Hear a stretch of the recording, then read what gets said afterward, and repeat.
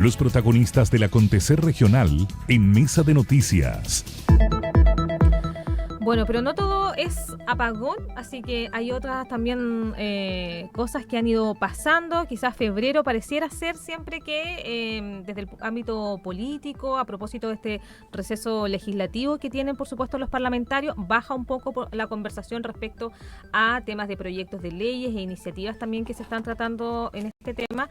Pero hay algunos, por supuesto, ya parlamentarios que se han ido reactivando a propósito de que la próxima semana ya es marzo, así que por supuesto que estamos hoy día en el estudio con el diputado del Distrito 20, Roberto Arroyo, que le damos la bienvenida. ¿Cómo está, diputado?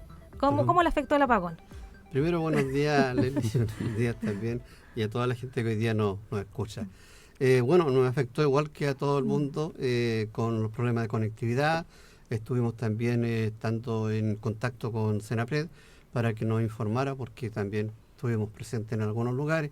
Por la gente le interesa que las autoridades estén presentes. Nosotros como fiscalizadores también lo tenemos que hacer. Me acuerdo que el año 2023, por temas de los incendios, nosotros yo al menos volví a estar con el tema de incendios en Santa Juana, el lado de Tomega, donde fueron los lugares más importantes respecto a los incendios.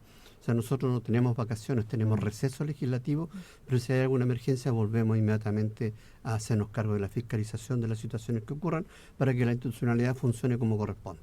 Ahí, diputado, bueno, uno de los temas que ayer se habló también respecto a la afectación de este mega apagón, que fueron 19 millones de personas, es quizás modificar también cómo está funcionando este sistema centralizado, sobre todo a propósito de que una falla en el norte chico afecte casi todo el país, más del 90% del país.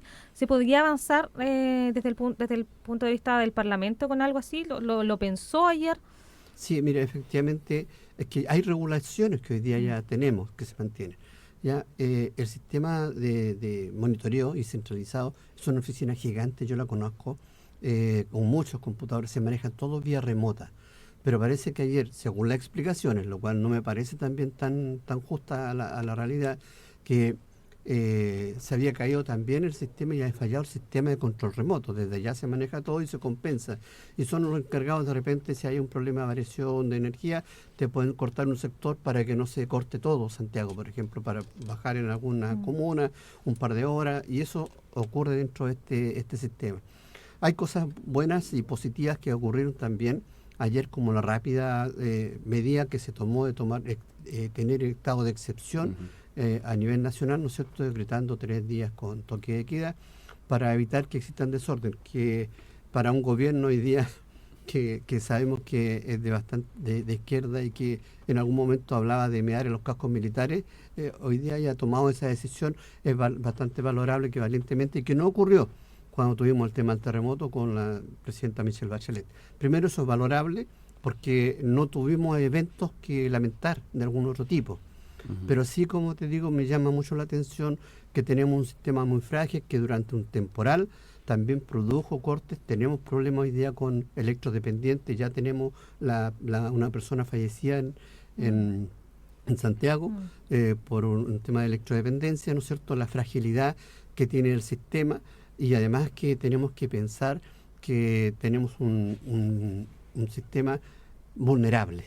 Y eso nosotros tenemos que buscar la solución a través de hoy día ponerle control a las empresas tanto de transmisión como de producción para evitar que la distribución también tenga problemas hacia la ciudadanía, como ocurrió ayer tan largamente. Diputado, y ahí entre las cosas positivas y un poco fortuitos se da que este corte masivo de suministro eléctrico que cubrió prácticamente todo el país se da terminando el verano. Entonces genera una buena disposición seguramente para conversar posibles soluciones. Lo que se explicaba ayer es que no tenemos problemas de energía, sino que tenemos problemas de robustecer la línea de transmisión. Sí, por eso es que es importante que estas 3 áreas, tanto producción como transmisión y distribución, estén trabajando como corresponde. Estas líneas que, como digo, son en 3 aspectos. Y en esos 3 aspectos hay que robustecerlo de manera tal de que podamos tener después garantizado el suministro eléctrico y no vuelva a ocurrir. Y eso es lo importante. Frente a estos eventos después tratemos de evitar que vuelvan a ocurrir. Tuvimos un caos en Santiago con el tema del metro, se suspendieron, la gente evacuada, mucha gente que andaba caminando como zombie, de verdad, lo cual es impactante ver ese tipo de situaciones. Y me acordé mucho del tema del terremoto. Es primera vez, yo al menos desconozco, desde que tengo vida, tengo 61 años, que haya ocurrido un apagón tan largo sin mediar, como en este caso, un terremoto, un evento natural, sino que simplemente por una falla del sistema. Y que todavía no tiene explicación, y ahí me extraña mucho hecho que no hayan tenido siquiera después más de 7, 8 horas, finalmente los últimos COGRID, no hayan dado alguna explicación de qué es lo que pasaban, solamente un tema de desconexión. Como el sistema se maneja a control remoto, tú ya no tienes que ir con una cuadrilla al lugar, con gente que va con pala, con picote, con palanca, no. Esto se maneja a sistemas computacionales desde ese lado. Por lo tanto, extraña mucho que no hayamos tenido una respuesta más fidedigna de qué es lo que está pasando, qué es lo que ocurrió, sino que están diciendo que solamente se va a investigar, que tenemos plazo de 15 días para poder investigar y saber. Y el problema es que da la posibilidad a que cualquiera pueda inventar, elucubrar o pensar, porque mientras no tienes información puede existir muchas cosas, ¿no?, que puedes pensar. Hay gente que ha hablado de un atentado, que sintieron explosiones, de todo, que no están comprobados. Claro, se da el espacio, porque en el fondo cuando falta la información certera de decir esto fue lo que pasó, y uno se imagina o está acostumbrado a que un corte de este nivel es porque pasó algo grande, no una falla básicamente que es algo que puede ocurrir. Ningún sistema, por supuesto, es 100% infalible. Sí, justamente, y lo que, como digo, está la rápida reacción de llamar también a un estado de excepción, llamando a los militares a la calle. También la gente dice, pucha, si un gobierno de izquierda que en otras veces no ha querido, ¿por qué ahora tan rápido? Entonces también la gente genera la especulación para que la gente genere teorías tanto de conspiración como de imaginarias también. Claro, en época de desinformación en redes sociales también se generaron hartas hipótesis, algunas bastante irresponsables también. Entonces, claro, era necesaria esta reacción rápida. Aparte que poco a poco nos fuimos apagando, o sea, fuimos todos quedándonos sin información, sino quedaba otra. Sí. Bueno, diputado, hablemos también de otro tema que se viene quizás también ahora ya para marzo, y que nos tomó también gran parte de la conversación de lo que fue enero a propósito de estar en la previa del receso legislativo, y que tiene que ver con la reforma de pensiones que se aprobó. Tuvimos varios días ahí también hablando con respecto a lo que pasaba con este tema, una prioridad de parte hoy día del gobierno de Gabriel Boric de que se aprobara, pero donde no finalmente todos quedaron contentos. En su caso particular, hoy día eso tiene que estar siendo revisado. ¿Usted está en contra de que se aprobara esta reforma? Sí, efectivamente, hasta aquí no ha dado resultado esta reserva constitucional, porque el día lunes ya Gabriel Boric empezó a promulgar las leyes que están aprobadas, como por ejemplo el escalafón de la PDI, que fue promulgado ley. Pero desde el Tribunal Constitucional le avisan a él que existe un requerimiento, en este caso del diputado Arroyo, con las 37 firmas de apoyo que constituye el 25% de los diputados, que hacen un requerimiento. Y ese tiene que ser revisado. Mientras no sea revisado por el Tribunal Constitucional, él no puede promulgar esta ley. Cuando algunos decían, no, ya se promulgó porque se aprobó, no, las leyes se aprueban y terminan cuando son promulgadas y en el diario oficial están publicadas. Ahí es el término de la tramitación de la ley. Como todo eso no ha ocurrido, esto todavía no es una ley. Y yo puse una reserva constitucional con todo el proyecto, contra todo el proyecto, porque generalmente se hacen reservas constitucionales por artículos, ¿ya? Porque te parece, no sé, por el derecho a propiedad, que el préstamo obligatorio también, el préstamo forzoso, ¿no es cierto? Y que cambia también hasta de nombre, ya ni siquiera es un préstamo, sino que pasa a ser un aporte, que tiene menos de un 2% de rentabilidad, no tiene garantía estatal. Está la situación de que las mismas AFP tienen la posibilidad por ley de retirar el encaje o garantía, que son más 1.860 millones de dólares que estas empresas sacan. Vale decir, una empresa que trabaja con los fondos previsionales de todos los chilenos, que son 186.000 millones de dólares, y que tiene la posibilidad de retirar su plata de encaje, que es lo que ellos arriesgan, el 1%. Arriesgan también al trabajar con esto para darle un incentivo. Es el último incentivo que tenía la empresa. Después que se quita el traspaso de las pérdidas también a la AFP, ¿no es cierto? Se quita el último incentivo. Van a decir, tiene hoy día una empresa que no tiene ningún incentivo para que tus fondos de ahorro puedan tener productividad o rendimiento, ¿no es cierto?, o rentabilidad. Entonces, y ellos tienen un negocio garantizado a través de la comisión de cobros que tienen ellos. Por lo tanto, los chilenos quedamos a la deriva en ese sentido y se crea otro ente estatal, incluso una comisión que es política y que te determina hacia dónde pueden invertir.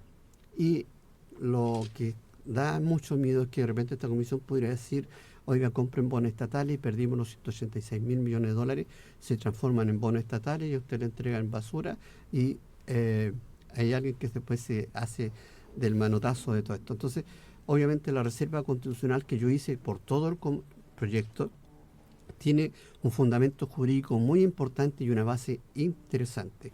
¿Por qué? Porque yo establezco que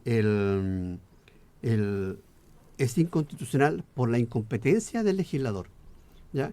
O sea, ni la Cámara de Diputados ni el Senado tienen la facultad para poder adentrarse tan profundamente en el aspecto legal como es el contrato entre privados, entre un afiliado y la aseguradora. Entonces, no tiene esa facultad. No es que quedó mal, o sea, no se podía hacer. No se podía hacer. Mira, como dato, por ejemplo, tú sabes que hubieron como 7 proyectos de retiro, pero solo 3 vieron luz. ¿Te acuerdas? Sí. ¿Por qué esos 3 pudieron y por qué los otros no? Porque los 3 que pudieron se hicieron como reforma constitucional. Vale decir, si hubiese querido Boris hacer esto, tendría que haber hecho una reforma constitucional para darle más facultades al legislador. El legislador no tiene esta competencia para hacerlo. Por lo tanto, aquí hay una clara vulneración, como te digo, a la Constitución, y eso está establecido en el artículo número 63, número 4, que establece que solo son materia de ley las normas básicas relativas al régimen previsional y de seguridad social. Y no se puede adentrar. Al adentrarse vulnera otro principio, que es otro artículo, que es el numeral 1, que establece la defensa, ¿no es cierto?, de los cuerpos intermedios y los derechos de autonomía de las personas. Diputado, y hay 2 preguntas en una. Una, ¿qué pasó? Porque es fácil hablar con abogados y la mayoría coincide y dice, no, pero si es evidente que es inconstitucional esto. Y segundo, ¿qué va a significar a futuro la reserva? Porque, como plantea usted, no es un artículo o 2 artículos que estén mal, sino que la reserva es sobre todo el proyecto. O sea, todo de nuevo, no es que se vuelva para revisar, sino que ¿qué va a pasar ahí? Bueno, va a depender hoy día el pronunciamiento del Tribunal Constitucional. Lo nuestro está en espera de la admisión, ¿no es cierto?, la admisibilidad que lo da el Tribunal Constitucional, que va de acuerdo a que está en norma, está en regla, teníamos todo en forma, para poder después ir al fondo. Entonces se acepta, se revisa y después el tribunal, los integrantes van a votar. Nosotros sabemos que hay una composición también política dentro de este tribunal, ¿ya? Y que es un tribunal político.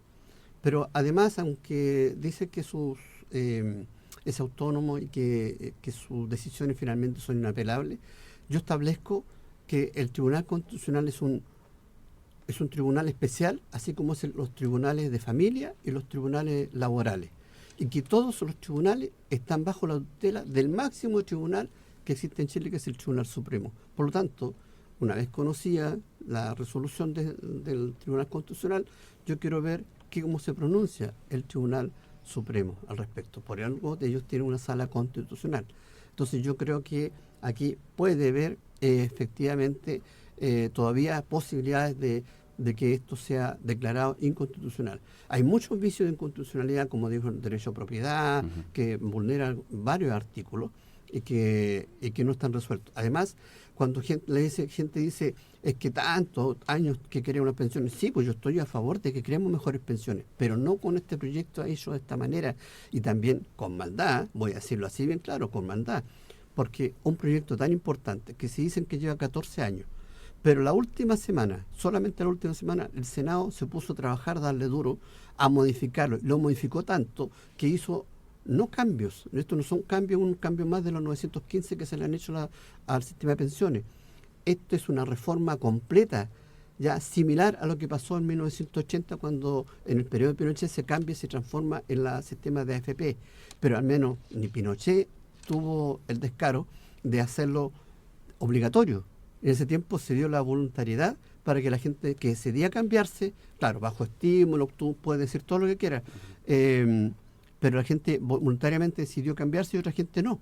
Pero ahora es obligatorio préstamo forzoso, porque cuando yo te solicito plata a ti, tú tienes la posibilidad de decirme sí o no, pues, aquí a nadie te preguntaron. Entonces, hay hartas razones, como te digo, que vulneran las libertades de las personas, tanto de la expresión como de su propiedad privada. Ahí, diputado, usted tocó un punto también que fue clave dentro de la conversación y el acuerdo que se llega entre el oficialismo y Chile Vamos, que tiene que ver con que la reforma a las pensiones es un tema, una demanda histórica también de parte de la sociedad, y que en el fondo era necesario avanzar, aunque ninguno de los dos sectores estuviera 100% de acuerdo con lo que salió en esta reforma, pero que es un tema que era necesario avanzar. Desde su sector, ¿hacia dónde entonces, y pensando que todavía este tema está por supuesto abierto, hacia dónde entonces debería ir una mejora en las pensiones? ¿Cómo debería ser entonces, según lo que ustedes proponen, la reforma a este tema? O sea, mejorar las pensiones. ¿Cómo mejoramos las pensiones? Hay dos cosas importantes que trae esta reforma. Pero primero explicar que a nosotros nos llegó a la 1 de la mañana. O sea, esto no es una discusión de 14 años ni 2 años no es una reforma de pensiones, es un acuerdo político. Hay que dejarlo claro. Y que la última semana se apuraron los senadores y nos entregaron un monstruo muy distinto a lo que salió desde la Cámara de Diputados a la Cámara del Senado, ¿ya? Y lo transformaron completamente. Esa transformación gigante.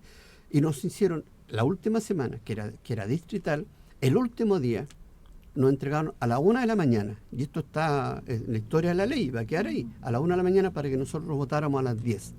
Nosotros nos quedamos toda la noche trabajando con nuestro equipo y pusimos más de 100 indicaciones de votación por separado, porque queríamos también separar el retiro del encaje o esta garantía que tienen las AFP para que exista también el estímulo, por lo menos una empresa que haga rendir y dé rentabilidad a tus fondos. Más de 100. Después hicimos esta reserva constitucional en un momento en que sabían después que los diputados iban a salir y muchos se iban a desparramar, algunos salen fuera del país, tienen compromisos. Entonces iba a ser muy difícil porque la votación general fueron 38 justo los diputados que habían votado en contra, y los 38 eran las firmas que se necesitaban. O sea, era como el número de Dios, digo yo, porque finalmente alegaban que eran 39, por quórum eran 39, eso es la verdad, pero no sacaban la cuenta de que habían 2 diputados que ya estaban desaforados, por lo tanto el guarismo bajaba y nos quedaban 38, que eran justo los 38 que habían votado. Bueno, algunos se me bajaron, a otros se me escondieron, otros arrancaron, otros aportillaron el proyecto, y me costó, pero finalmente, gracias a Dios, se logró juntar las 38 firmas. Destacar también en este caso al diputado Pino, del norte, de Coquimbo, que él, habiendo votado a favor de la reforma, después adhirió también a esta reserva constitucional. ¿Por qué razón? Porque dijimos, ok, si es tan bueno y está tan bien hecho, ¿por qué no esperamos que el tribunal también lo determine? Y así le damos más transparencia a la gente. Porque si a mí me entregan este proyecto a la 1 de la mañana para que lo vote a las 10, ¿tú crees que alguna cantidad de diputados, la mitad, el 50%, habrá leído esas casi 900 páginas del comparado? Entonces, si no hubiéramos 2 diputados que pusimos votaciones por separado. Fue el diputado Benjamín Moreno y quien les habla, Roberto Arroyo. ¿Ya?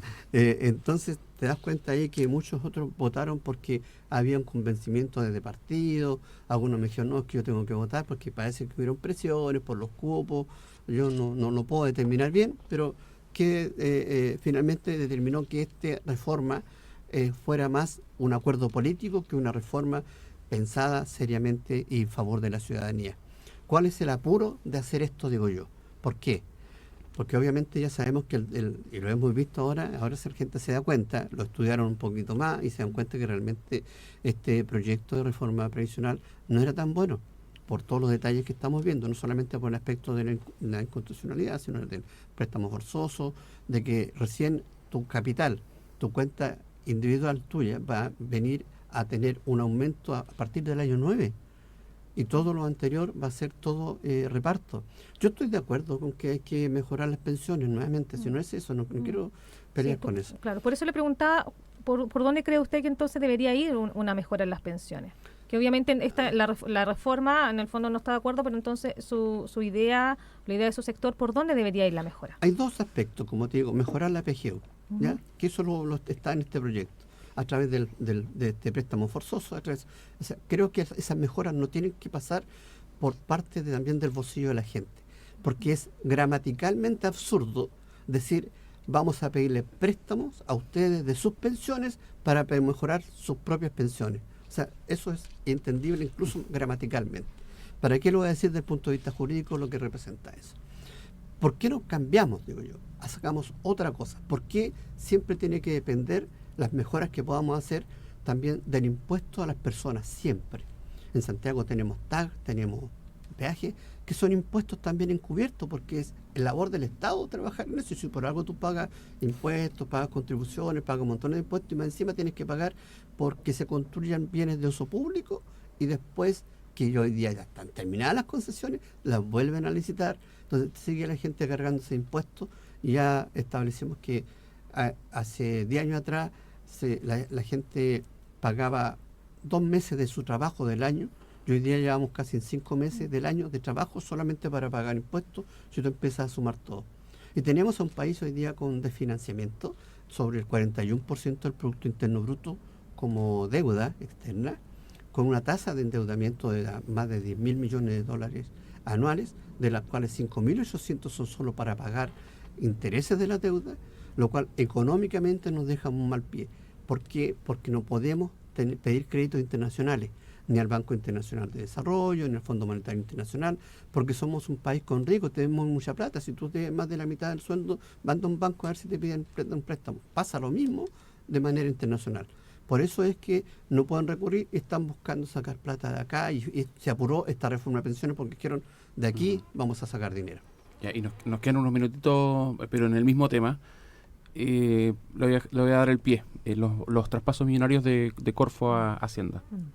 Justamente también es parte del tema, porque como hay hoyitos que tapar, bueno, saquemos parte del patrimonio de Corfo, y desde ahí se pidieron esos traspasos, que no eran menores, pero justamente para tapar estos hoyos, producto de que estamos pidiendo préstamos para pagar los propios intereses. Pues como que tú tienes tu departamento y para pagar la cuota tenés que vender el living, el comedor, el refrigerador. ¿Te das cuenta? En algún minuto te va a pasar la cuenta. Yo creo que aquí tiene que haber un cambio muy claro. Tenemos que propender hacia la industrialización, entregando incentivos a que se formen empresas que aumenten el valor agregado de nuestras materias primas, que generen trabajo por un lado y tributo, mayor tributo por otro, que esa riqueza nos va a permitir, eliminando también la permisología y la burocracia, nos va a permitir esa riqueza trabajar de mejorar las pensiones, mejorar el tema de salud con la lista de espera y todo ese tipo de situaciones que hoy día tenemos como demandas sociales. Diputado, antes de terminar, ¿cuándo debería haber una respuesta al Tribunal Constitucional por el tema de la reforma de pensiones, saben? Bueno, nosotros tenemos el 4, vuelven el día 3 o 4, el Tribunal Constitucional. A mí, por lo menos, vía correo no me han respondido. Yo recién hoy día puse dentro del Téngase Presente el patrocinio de abogados para poder hacer presente la defensa también de la constitucionalidad, ¿no es cierto?, para que sea la admisión, defender la admisibilidad, eso es. Ya, pero es un proceso que todavía falta que se realice, no es que se va a dar una respuesta pronto, me refiero desde el tribunal. Claro. Porque hay una revisión primero que es normal desde el tribunal, una revisión porque hay ley orgánica, hay situaciones que deben revisar, todos los proyectos que son de reforma constitucional tienen que revisarlo el tribunal, obviamente. Pero aquí hay un requerimiento aparte, por eso es que no lo puede promulgar el presidente Boris, tiene esa limitación y tiene que ahora nosotros nos permite ir a alegar, entregar alegatos respecto a cuáles son los fundamentos jurídicos y constitucionales que nosotros estamos estableciendo que puedan hacer que todo el proyecto sea declarado inconstitucional. ¿Alcanzaremos a tener en marzo novedades sobre ese tema desde el tribunal? Espero que el tribunal se pronuncie prontamente y si es así, bueno, nosotros vamos a seguir peleando un poco en defensa de este gran fondo que es muy codiciado por muchos sectores. el diputado del Distrito 20, Roberto Arroyo, en conversación acá en Mesa de Noticias. Pasamos ahí por el tema de la reforma de pensiones, también por lo que fue también este mega apagón. Así que muchas gracias por venir acá a Radio El Conquistador Concepción, diputado. A ustedes gracias por la invitación y muy buen día a todas las personas que nos están escuchando hoy. Muchas gracias. Nosotros nos vamos a la pausa y ya volvemos con más.